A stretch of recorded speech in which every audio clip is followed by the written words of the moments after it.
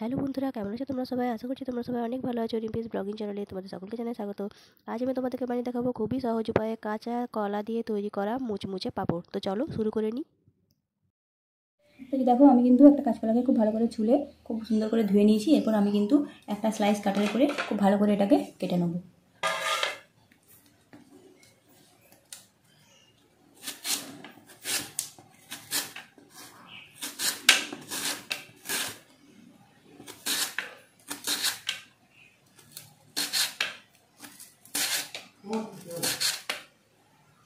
দেখো, আমি কিন্তু কলাগুলোকে এইভাবে পাতলা পাতলা করে কেটে নিয়েছি, একটু লম্বা করে কেটে নিয়েছি। এরপর আমি কিন্তু গলাটাকে এইভাবে মুড়ে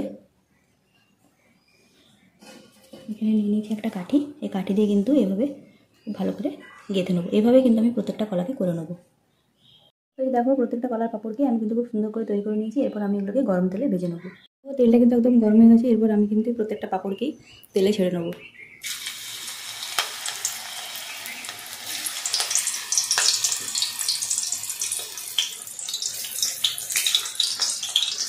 তো এরপর আমি কিন্তু এগুলোকে একদম একটু হালকা করে ভেজে নেবো, যতক্ষণ না এটা পুরোপুরিভাবে ভাজা না হয়ে যায়, মানে দুটো দিকই যাতে ভাজা হয়ে যায় সেভাবে কিন্তু আমি এটাকে ভেজে নেব।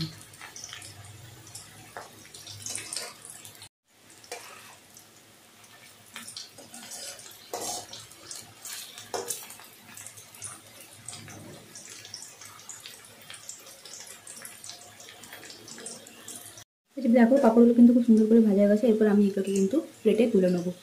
তো এই দেখো, কলার পাঁপড়গুলো কিন্তু একদম রেডি হয়ে গেছে। আমি কিন্তু মাঝখান থেকে কাঠিগুলোকে বের করে নিয়েছি। এরপর আমি এখানে মিশিয়ে নেবো কিছু মশলা। তো মশলা নেওয়ার জন্য আমি এখানে নিয়ে নিয়েছি তোমার লঙ্কার গুঁড়ো, চাট মশলা, নুন এবং জিরে ধনে গুঁড়ো। তো এই সব মশলাগুলো কিন্তু আমি এবার খুব ভালো করে মিশিয়ে নেবো।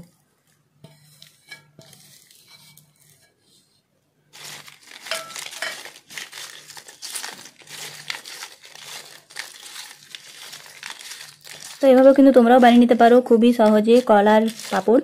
আর এইটা হলো একটা আলাদা পদ্ধতি কলার পাঁপড় বানানো। আরেকটা পদ্ধতি আমি এর আগেই মানে আমার এই ভিডিওটার আগেই কিন্তু আমি শেয়ার করে দিয়েছি, তোমরা কিন্তু অবশ্যই দেখে নিও সেখানে। আর এখানে আমি কলা ব্যবহার করেছি, কাঁচকলা ব্যবহার করেছি। তোমরা চাইলে কিন্তু আলু দিয়েও করতে পারো। সেক্ষেত্রে কিন্তু আলুর সাইজটা তোমাদের বড় হতে হবে। বড় সাইজের একটা আলু নিয়ে তোমরা কিন্তু এটা করতে পারবে।